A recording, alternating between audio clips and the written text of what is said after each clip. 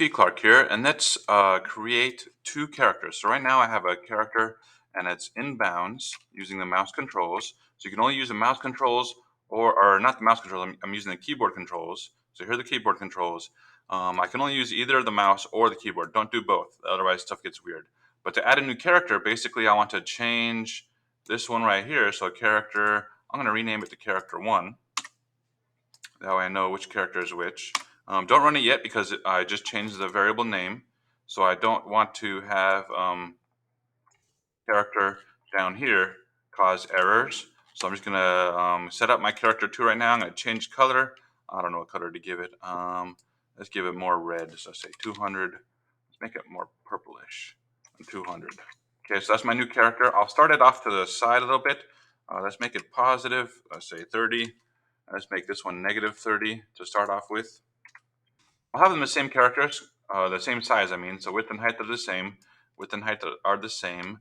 Border color, let's give it, again, let's give it some more red. I don't even know what color that is, so we'll see what happens. It'll be like pink maybe.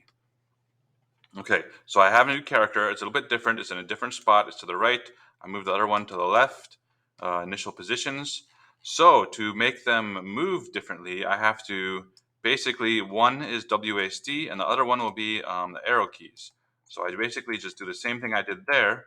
Change this to 2, character 2, character 2, character 2. And character 2 will be my WASD. That'll be my new one. WASD. So I get rid of the arrows on that one, and the key pressed. And then up here, I just want the arrows here, so I get rid of the WASD up here. And then I have to make sure this is character 1, character 1, character 1, character 1. I'm not going to do keep in bounds right now, so I'll comment that out and see what happens. It'll probably give me an error if I run it because because I don't know how to delete just the stuff I need to delete. Okay, let's see. Okay, oh, it is pink, purplish pink. So my character 1 goes like normal. My character 2 is WASD. Okay, looks good. But I just commented out keep in bounds, so they're not in bounds anymore. So how do I keep them in bounds? I don't want to have to duplicate this. It's a nice function already that takes care of everything.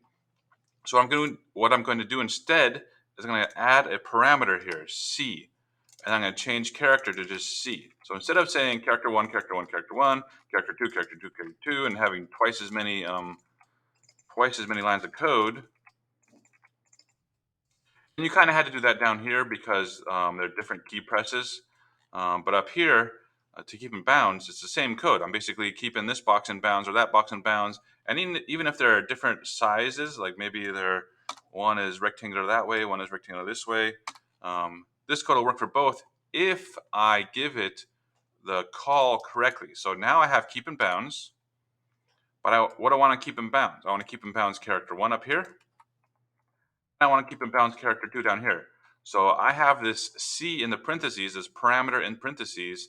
So what I'm going to do is when I call keep in bounds down here and down here, I just say keep in bounds, but I want to keep what in bounds? Keep character 1 in bounds. Down here, I'll say keep character 2 in bounds. So using the code up here, the same code, I didn't really change anything except adding the parameter. I could have called it character, but I like using C to show the difference. Now, even if they're different dimensions,